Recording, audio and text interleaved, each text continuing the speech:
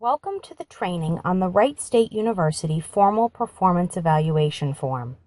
My name is Emily Hammond and I oversee performance reviews for all staff and non-bargaining unit faculty.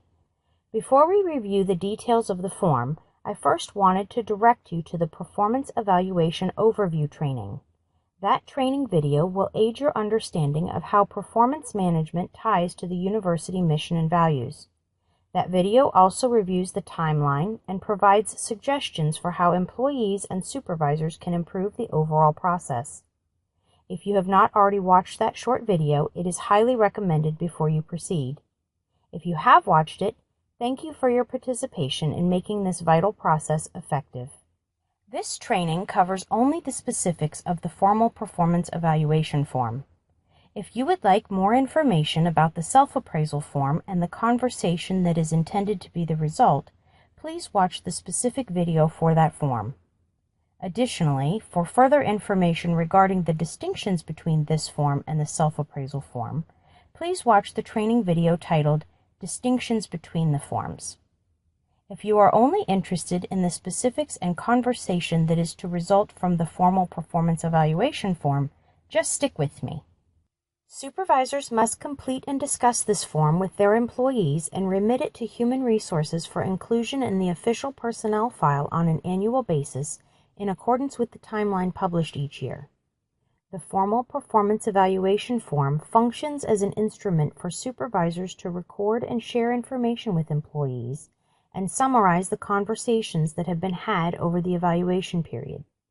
Nothing on the form should be a surprise to the employee. Any action to improve unacceptable performance should be taken at the time the issue became apparent.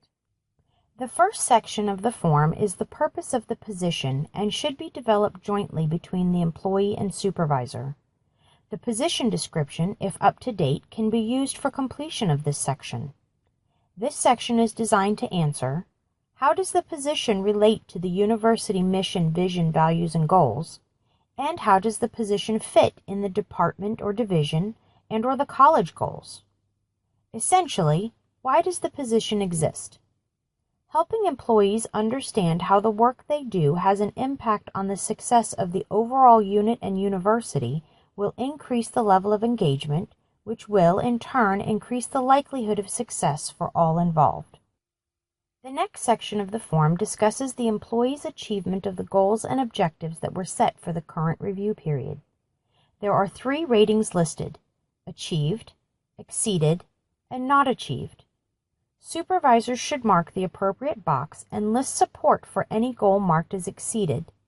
Some examples of where a goal might be considered exceeded could be early completion of a project, additional related work such as planning 2 related events instead of the one requested, or it might be work of a higher quality than was expected, such as a report being closer to a final format when only a draft was required.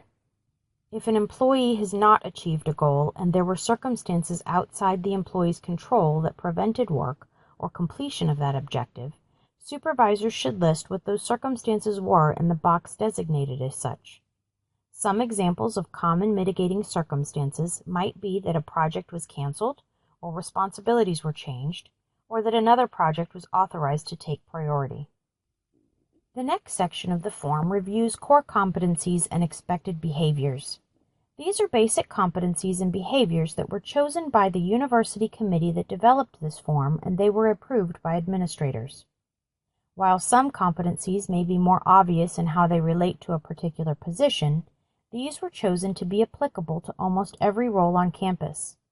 Some positions may have more opportunity than others to exhibit a particular competency or behavior, but the objective of this section is to relay whether employees exhibit that particular competency or behavior when presented with the opportunity. For example, the first competency listed here, communicates in a direct, professional, and honest manner, is a competency that all employees have the opportunity to exhibit on a consistent basis. However, the competency identifies new and/or creative techniques, technologies, or processes to improve institutional effectiveness is something that some positions on campus may not have frequent opportunity to exhibit. An example of this would be perhaps our shuttle bus drivers. Their job functions are fairly routine, and there may not be much opportunity for creative thinking and improvement.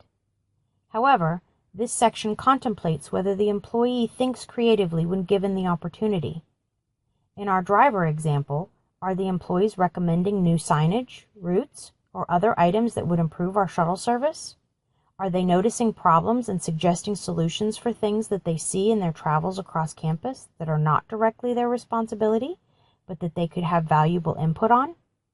Even if they only have a few opportunities a year, are the employees grabbing those opportunities and making suggestions? Or are they just doing their job, no more, no less? Any employee who is having difficulty tying a particular competency or expectation to their job should ask their supervisor for suggestions or input. If the supervisor is having difficulty relating a particular competency to a position, they can call Human Resources for suggestions. If a supervisor and employee agree that it is not possible for an employee to attempt to exhibit a particular competency, and they can demonstrate that they tried, then the supervisor can leave that particular competency blank. In this section, there are 3 rating categories: meets expectations, demonstrated; does not meet expectations, development needed; and exceeds expectations, role model. Employees want to know how they will be evaluated and what it takes to reach the highest rating. Supervisors must be honest in their assessment of their employees if the evaluation process is going to be effective. Employees and supervisors should understand that meets expectations is an appropriate rating for the majority of employees on campus. This rating does not imply that an employee is minimally meeting expectations or is unremarkable. It indicates a fully functional contributing member of the team that is wholly meeting all expectations that the supervisor sets. An employee who has had multiple instances of performing substandard work should be given a rating of does not meet expectations so long as they have been given the opportunity to correct the behavior and have not successfully done so. Employees given this rating should expect their supervisor to work with them to develop a plan to improve the behavior. Only a limited number of employees are anticipated to achieve the exceeds expectations on most items. This category is to be reserved for truly exceptional performance. This rating should be supported by documented instances where the employee went above and beyond the expectations set by the supervisor. These employees may be ready for new challenges and opportunities. Supervisors and employees should keep in mind that it is highly probable that individual employees will receive ratings in multiple rating categories depending on the core competency or expected behavior being rated. Very few employees are expected to receive across-the-board ratings of all exceeds expectations or all does not meet expectations across the core competencies and expected behaviors. As a matter of fact, it is highly possible that an individual employee can receive ratings of both exceeds expectations and does not meet expectations in the same evaluation period for different competencies. Supervisors should look at individual core competencies and determine which rating is best supported by the individual employee's performance throughout the rating period. Additionally, any competency or behavior that receives either the exceeds expectations or does not meet expectations rating must be supported by examples of the performance that warranted the rating. A lack of adequate examples or justification for any rating outside meets expectations may be cause for the evaluation being sent back to the supervisor for additional information. In order to assist supervisors in being consistent in their evaluation of employees, and to also assist the university in having consistent evaluations of behavior across campus, there are 3 charts such as this one that are listed in the Guidebook for the Wright State University Performance Evaluation Process. There is one describing what it takes to meet expectations, one for what it means to not meet expectations, and one for what is expected when someone is listed as exceeding expectations. As you can see in this one, meets expectations is listed as indicating that it is a strong rating that reflects an employee that is consistently doing what is expected. Employees rated at this level regularly meet and occasionally exceed expectations. Employees need to be made aware that one instance of exceeding expectations does not qualify them for an exceeds expectations rating overall. Employees with a rating of meets expectations rarely, if ever, do not meet expectations in the competency or behavior being rated. A rating at this level indicates that the employee is a competent, productive, and valued member of the team. An employee with this rating requires little to no supervision to complete tasks. Each chart then goes on to list some of the expected behaviors for that rating. Those examples are not intended to cover all positions, but just to give employees and supervisors an idea of what each rating might look like. The next section of the formal performance evaluation form discusses an employee's achievements and areas for improvement and growth. This section should provide support for the ratings in Section 3 unless you have already placed them in the table near the ratings given to the individual core competencies and expected behaviors. The Achievements section can be aided by an employee's completion of the Accomplishments section on the self-appraisal form. This is one of the only places that the two forms were designed to overlap. The areas for improvement and growth should include suggestions for all employees, even the rare employee who is marked as exceeds expectations in all categories. The university values learning and expects employees to have a growth mindset, and all employees should be provided with suggestions for their professional growth and development. In this section, like the last, supervisors should take care to be honest in their assessment of their employees' performance. As a supervisor, your job performance is reflected in how well you provide employees with honest and appropriate feedback. Employees with significant opportunities for growth or with performance deficiencies should have a development plan in place. There has been some confusion at the university about the difference between a development plan and a performance improvement plan. A development plan is a document that supervisors and employees develop together to address opportunities for growth or improvement as a result of the performance evaluation or continuous feedback process. It is developed independent of human resources and stays in the departmental level files. It is a flexible document and can be used to improve or grow performance. Essentially, it looks at where an employee's performance currently stands and envisions a plan for how to get the performance to where it can or should be. A performance improvement plan is a tool for supervisors to address issues that continue to be problematic and for which constructive feedback and coaching have been ineffective. The PIP is developed in concert with human resources and has a structured template and timelines. Additionally, it is maintained in the HR files and is usually a final step before moving into formal progressive discipline. To summarize, a PIP is issued only for performance that does not meet minimum expectations, where a development plan can be used to improve minor performance deficiencies before they grow, or to take acceptable performance to the next level of exceeding expectations. The next section of the form, Goals and Objectives for the Next Review Period, is important for three particular reasons.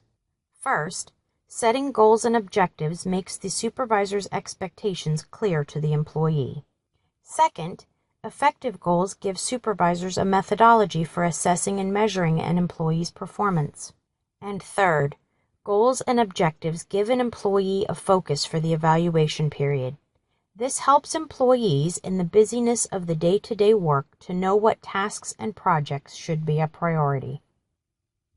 Goals and objectives should be developed jointly by the employee and the supervisor and should tie to the department and university goals. Participation by both the employee and supervisor in the goal-setting process results in better outcomes because of the communication and planning required. In order to be effective, goals and objectives must be reviewed at regular intervals during the time frame set during the planning process. These review periods should document progress and adjust or change the goal as external influences necessitate. Sometimes it becomes apparent that a goal or objective is no longer relevant and it should be replaced with another more reasonable one.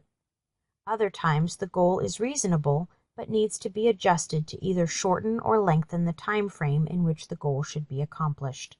Setting effective goals is vital to an employee's ability to achieve them. In order to make them effective, you should remember to make sure that certain elements are present in the goals and objectives you set. Remember that one of the primary purposes of a goal is to help the employee focus.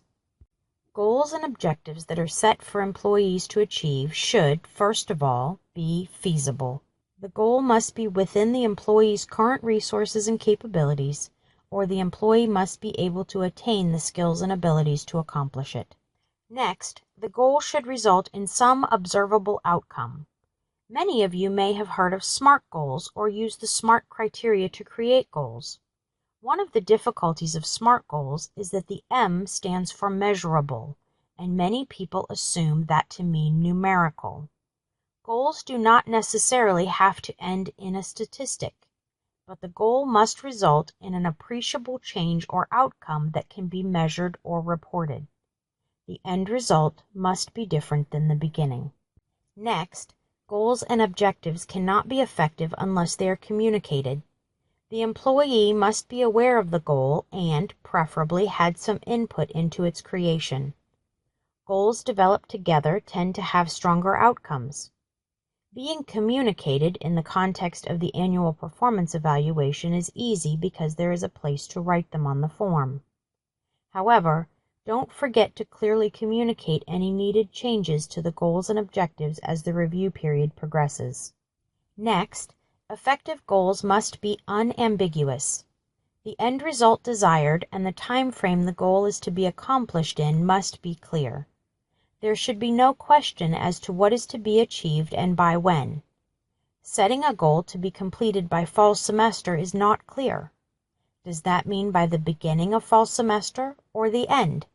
There is a huge gap in the clarity of that timeline. Finally, goals should be suitable but also stretch an employee and help them grow. However, goals that stretch employees must not be outside their sphere of authority. Employees should be encouraged to grow in appropriate ways. A question that we often get is how to set goals and objectives for employees that are in positions that have functions that are more routine in nature and not as project-based as others. My suggestion is that two appropriate goals for those types of positions are based on innovating their current duties and recording them for knowledge transfer once they leave the university. First, an appropriate goal for almost any position is to look at the duties and responsibilities of that position and recommend improvements to the efficiency and effectiveness of how the university functions in that role. Second, another good goal is to document and update any processes and procedures that the employee is responsible for so that there is a smoother process when the employee is either out of the office or when they leave the university. Both of these goals are in direct support of the university's desire to sustain and grow the university. This next section, the Professional Development Plan, is in direct support of the university's mission and strategic plan. Part of our mission is to empower faculty and staff to develop professionally. This section should include any opportunities that would be beneficial to the employee's growth, but are not required by the university. This could be experience or learning opportunities that support the employee's professional development and high-level performance and could include training, competency development, or other efforts. Examples of this could be to develop a proposal to present at a professional conference or join a community organization that would increase the employee's network. Additionally, cross-training in another department or volunteering for a university committee might fit in this section. When listing ideas and opportunities, be as specific as you can. For instance, if available, list course dates and titles, position titles for cross-training efforts, or committees to consider. The final section of the formal performance evaluation form is the place for summative comments. There is no overall numerical rating. The form is designed to be read in its totality to get a complete picture of the employee's performance instead of just having a single numerical rating. That said, please make sure that any comments listed here are congruent with the rest of the evaluation. It is problematic to have a glowing paragraph here for an employee marked as does not meet expectations in significant areas, or to use discouraging language for an employee who meets or exceeds all expectations. The section regarding pay increase eligibility is not requesting specific parameters around how much of an increase an employee should receive. Historically, the university has never finalized the pay increase pools until after the conclusion of the performance evaluation period. This section should be completed to indicate if the employee would be eligible for any part of the across-the-board or merit pools once approved. Some of the reasons for not providing any part of the pay increase pool might include the recency of the employee's hire to the university, or, in the case of merit, an employee's significant lack of performance. The signature section should not be completed until after you have met with the employee and made any additions or adjustments to the form based on your conversation with them. The next part of this section provides for employee comments. Employees should have the opportunity to add comments here as desired, and employees should make their comments congruent with whether they check the agree or disagree box. If an employee disagrees with their appraisal and the supervisor does not wish to make adjustments, the employee has the ability to appeal the evaluation as listed in the Guidebook to the Wright State University Performance Evaluation Process that can be found on the HR website. Next, the employee has the opportunity to sign the evaluation form. Their signature only acknowledges discussion and receipt of the evaluation and does not necessarily imply agreement with its contents. If an employee refuses to sign the form, a supervisor should note that on the form and complete the processing as they would have otherwise. Finally, there is a place for the supervisor's supervisor to sign the form.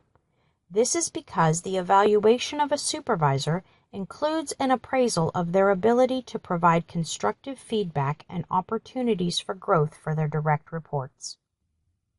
I hope that you have found this presentation informative and helpful. Please check out the other resources on the Human Resources webpage. We have the process overview and self-appraisal form training videos, as well as the guidebook, actual forms, and the frequently asked questions page, and a video describing the differences between the formal performance evaluation form and the self-appraisal form.